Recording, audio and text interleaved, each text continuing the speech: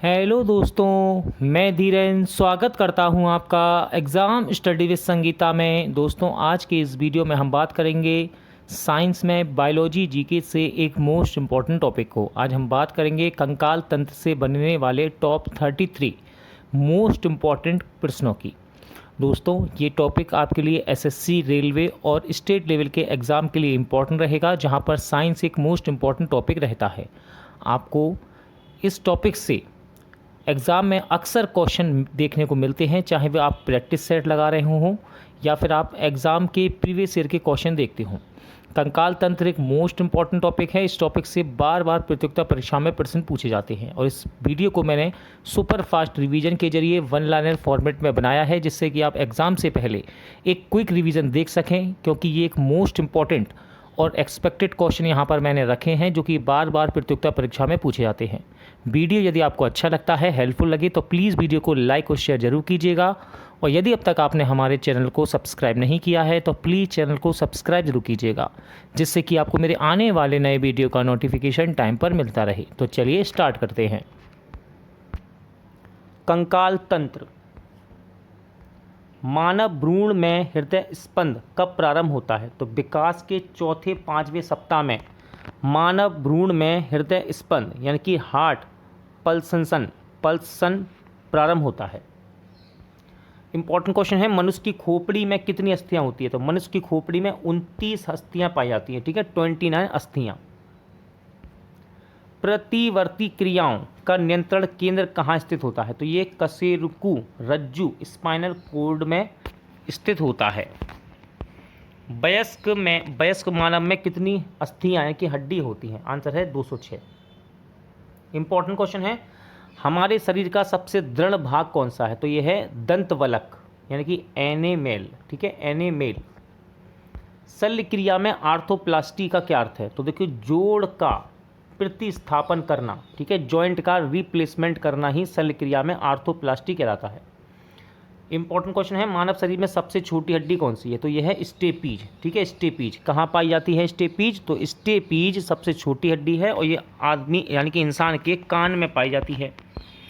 मानव शरीर की सबसे लंबी अस्थि कौन सी है? तो सबसे लंबी अस्थि का नाम है फीमर। फीमर कहाँ मिलती है? तो ये जांग में पाई जाती है। ठीक है, इंपॉर्टेंट है क्वेश्चन, कशेरुक रज्जु स्पाइनल कॉर्ड में कितने जोड़ी तंत्रिकाएं होती हैं? आंसर है 31 जोड़ी। मनुष्य के शरीर में पसलियों के कितने जोड़े होते हैं? देखिए, जोड़े पूछ रहा है तो 12 जोड़े होते हैं, यानी कि 24। ठीक है, जोड़े में 12। वयस्क मानव के शरीर में जल का प्रतिशत कितना होता है? तो जल होता है 65%। ठीक है, लगभग में कभी कभी 70 भी आ जाता है। अस्थि एवं दंत निर्माण हेतु क्या आवश्यक है? तो अस्थि एवं दंत निर्माण हेतु कैल्शियम और फास्फोरस आवश्यक होता है। मानव शरीर की सबसे मजबूत पेशियां कौन सी हैं? आंसर है जबड़ों की। परिवर्तनशील भ्रूण की शुष्कन यानी कि ड्राइंग से कौन रक्षा करता है? तो ये करता है उल्व। मानव के जीवन काल में कितने दांत 2 बार विकसित होते हैं? इंपॉर्टेंट क्वेश्चन है, तो इनकी संख्या है 20। मानव शरीर की सबसे बड़ी गुहा कौन सी है? आंसर है कोलम या फिर स्पेलेनिक गुहा। त्वचा पर चोट लगने के बाद इसका पुनरुद्भवन रीजनरेशन किसके द्वारा किया जाता है? तो ये होता है घनाकार उपकला के द्वारा। घनाकार उपकला के द्वारा। इंपॉर्टेंट है, देखिए, टेंडन, ये तो हमने सुना है, लेकिन हिंदी में क्या कहते हैं इसको? कंडरा, याद रखिएगा। ठीक है, कंडरा किसको जोड़ती है? तो ये पेशी को अस्थि से जोड़ती है। स्नायु, लीगामेंट किसको जोड़ता है?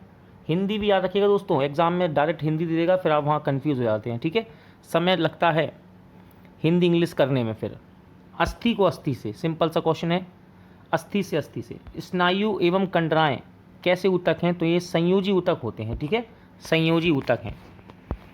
स्तनियों की अस्थि और उपास्थि से क्यों भिन्न होती है? तो देखिए, हैवर्सियन नलिकाओं के कारण ये अलग होती है। अस्थि का मैट्रिक्स किस प्रोटीन का बना होता है? इंपॉर्टेंट क्वेश्चन है। अस्थि का मैट्रिक्स ये ओसीन प्रोटीन का बना होता है। ठीक है, ओसीन। अस्थियों की कठोर बनाने वाले लवण मुख्यतः क्या होते हैं? तो ये है कैल्शियम और मैग्नीशियम के फास्फेट। कौन लसिका में किन रुद्राणुओं की अनुपस्थिति होती है? आंसर है लाल रुद्राणुओं की, यानी कि आरबीसी की।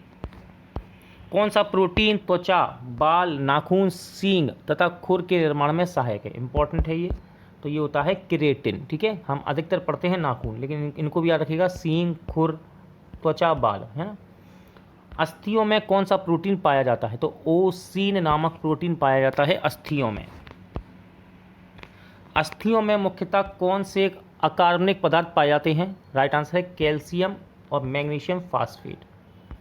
मज्जा गुहा का निर्माण किस प्रकार की कोशिका करती हैं? आंसर है ऑस्टियोक्लास्ट।